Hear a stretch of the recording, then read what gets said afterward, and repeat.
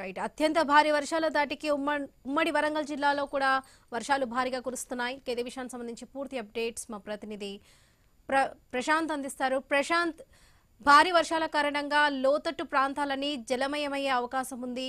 మరి లోతట్టు ప్రాంతాల ప్రజలను అప్రమత్తం చేసే అవకాశం ఉందా? ప్రభుత్వం ఎలాంటి చర్యలు తీసుకుంటుంది?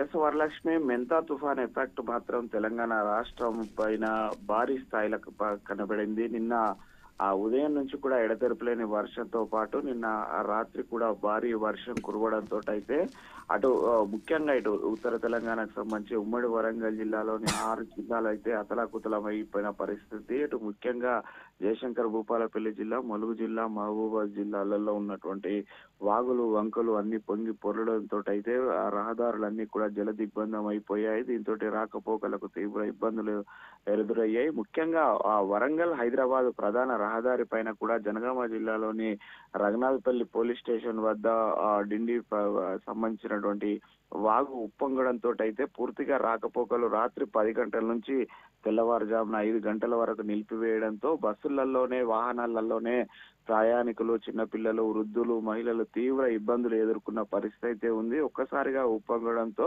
ఏమీ పాలుపోలేని పరిస్థితుల్లో ఎలక్ట్రికల్ బస్సులు కూడా ఆ నీళ్లలో చిక్కుకున్నాయి. వాటిని రెస్క్యూ చేసి ఒడ్డుకు చేర్చిన అనంతరము ఇటు మిగతా వాహనాలన్నింటినీ ఎక్కడికక్కడ నిలిపివేయడంతో అయితే ఇటు వరంగల్ హైదరాబాద్ కు వెళ్ళేటువంటి ప్రయాణికులు, వచ్చేటువంటి ప్రయాణికులు తీవ్ర ఇబ్బందులు ఎదుర్కొన్నారు.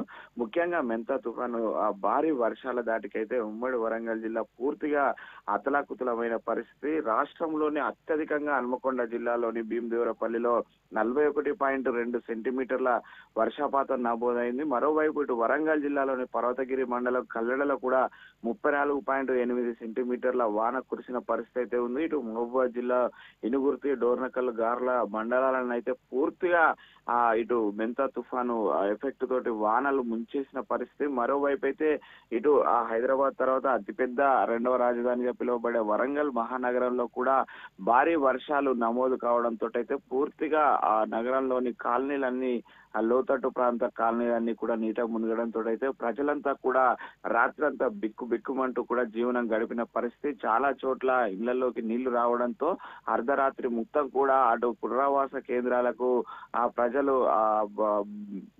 దారి పట్టిన పరిస్థితి. మరోవైపు పూర్తిగా అధికార యంత్రాంగం చేతులెత్తేసింది. ఒకవైపు గ్రేటర్ మున్సిపల్ కార్పొరేషన్ అధికారులు అటు జిల్లా కంట్రోల్ రూమ్లు పెట్టామని చెప్పేసినా కూడా ఎక్కడ ఎవరు సహాయక కేంద్రాల వద్ద కానీ ఎవరు లేని పరిస్థితి.